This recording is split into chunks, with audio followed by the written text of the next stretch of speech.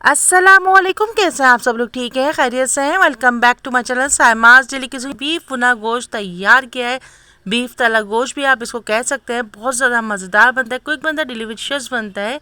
अगर आपको पसंद है आप भी please complete recipe full watch कीजिएगा, ज़रूर ट्राई कीजिएगा, अपनी फैमिली के लिए बनाइए। दावत special recipe, daily routine recipe है। जब भी आपको कुछ भुना हुआ खाने को दिल चाहे आप इसको ज़रूर ट्राई कीजिएगा। हाफ़ के जी गोश्त है और तकरीबन हाफ़ के जी बीफ की हड्डियाँ ली है मैंने।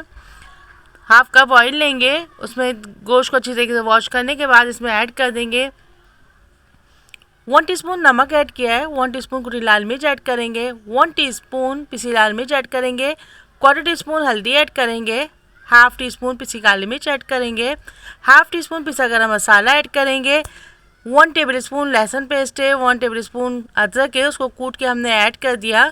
अच्छे से मिक्स करते जाएंगे।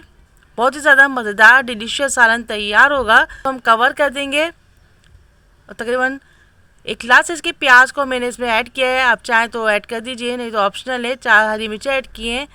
1 कप के करीब इसमें हमने दही ऐड किया है।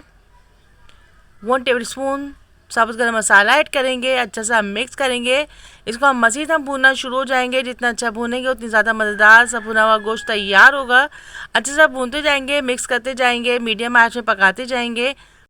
तकरीबन 1 गिलास के करीब हम इसमें पानी ऐड करेंगे। अच्छा सा मिक्स करेंगे, उसको कवर कर देंगे, उस वक्त तक पकाएंगे जब तक हमारा गोश्त गल ना जाए। अच्छे से भूनते जाएंगे, फिर इसको मज़ीद हम अच्छे से भूनेंगे। मज़ेदार, जायकेदार, डिलीशियस बीफ भुना गोश्त तैयार हो गया है। मज़ेदार है, जायकेदार है, ज़रूर ट्राई कीजिए।